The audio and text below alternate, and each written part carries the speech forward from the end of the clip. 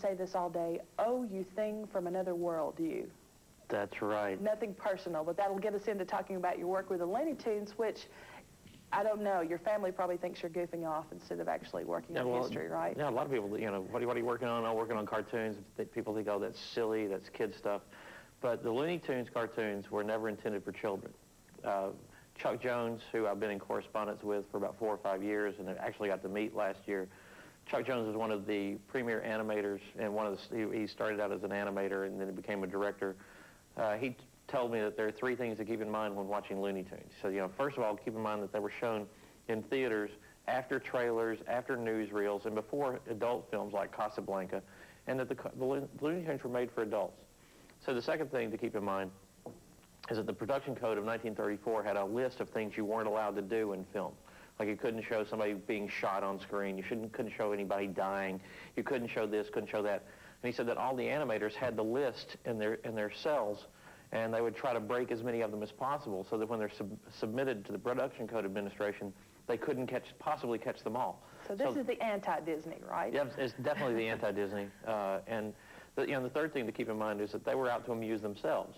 And so there's lots of jokes in there that are definitely for adults. There's a lot, people say they're too violent and things of that nature, but they were doing the sort of thing that they couldn't do in feature films. And the Looney Tunes are incredibly amusing. The guys that worked on them were all pretty crazy that worked at the Termite Terrace. And I'm working on a series of essays about Looney Tunes, and the one you just mentioned, Oh, You Thing from Another World, You, Warner Brothers Animators Look at the Cold War, is about to be published in a special issue of Film and History Quarterly devoted to the Cold War. And Marvin Martian was the communist threat. Marvin Martian is introduced in 1948 during the hearings against Hollywood, the House Committee on Un-American Activities, HUAC. And Marvin comes from the Red Planet. One of the questions they ask is, are you now or have you ever been a member of the Communist Party? What does a communist look like? And Marvin has no face. He only has those 2 bulging eyes. Also, he's out for intergalactic domination, just as we thought the Soviets were out to take over the world. And so Marvin, this little pipsqueak, is what we're afraid of. And the Looney Tunes animators were able to criticize the Cold War in a fairly subversive way, and people were passing it off as this is only a cartoon, and yet they were able to make some really piercing political statements. How aware was the public? Who was perceptive enough to pick this up? Just the animators, maybe a few chosen smart people, or who picked it up? Who got it? Not as many people got it as they had hoped, and because, for example, during the Cold War, there was a lot of hysteria. A lot of college students got it, and Looney Tunes remained popular with college audiences long after the animators quit making cartoons. There was a long period there for nearly 20 years where Warner Brothers didn't make cartoons. Many political pundits caught them. Lots of journalists caught it. Most politicians didn't get it. Big surprise. But so what I'm working on is a series of 7 different essays on different aspects of Looney Tunes. There's a chapter that's already written about gender, because Bugs Bunny liked to dress up like a woman. 67 times, I think you told me. I was and he kisses male characters full on the lips and says, "What's up, Doc?" And yes, there's something going on there. There's going to be an essay about Looney Tunes and music, because Warner Brothers introduced the cartoons as a means of selling Warner Music. And Harry Warner, when he diversified the company in the 1920s, added a publication arm. We still have Warner Books. And in a music arm, we still have Warner Records. And so the Looney Tunes were essentially early MTV and a means of selling Warner Music. And so I'm exploring several different avenues of Looney Tunes, from race to gender to violence to the wartime cartoons, and just a whole gamut of things, and having fun doing it. What's the danger, and how common is it for people still not to get it and to look back and kind of make judgment calls on the characters and the themes that you see in these cartoons? That's one of the sad things. Coming up at Pigeon Forge on the 18th of November, I'm going to be doing a lecture about the wartime Looney Tunes cartoons. And there were 3 cartoons in particular that I wanted to show, and they won't rent them to us because they say that they're being perceived as racist. One is called Tokyo Jokyo, another is Bugs Bunny Nips the Nips, and yes, those are politically incorrect terms.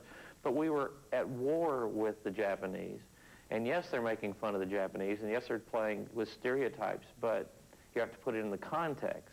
Another cartoon, which is wonderful, called Coal Black and the Seven Dwarfs, was an attempt to show African Americans that they had a role to play in the war as well, and it was to get African Americans to enlist in the Army or to work in wartime relief.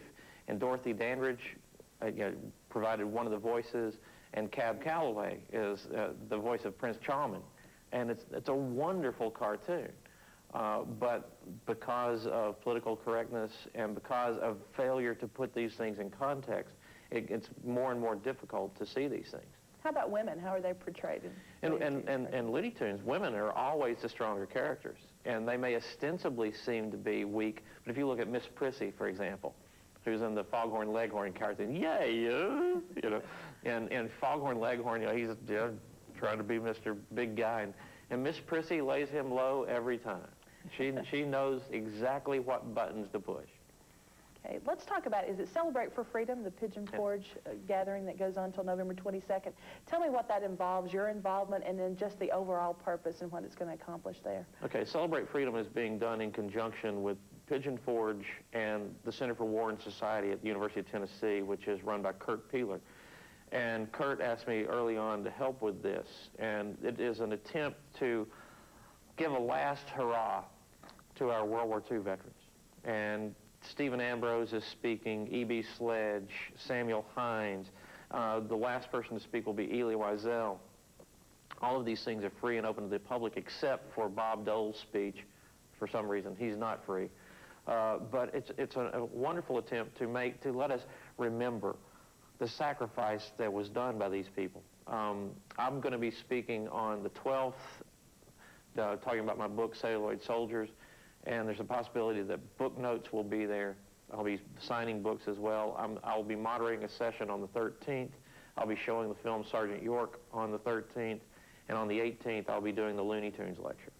One quick last question. Anything about Alvin C. York that you wanted to find out that you never found out? Oh, there are lots of things about Alvin York I've never found out that I'm still hoping to find out. Too big of a question. Okay. It's way too big. Our thanks to Michael Birdwell for joining us again, and we'll give him an extra plug on his book, Celluloid Soldiers. I actually read that. It was terrific.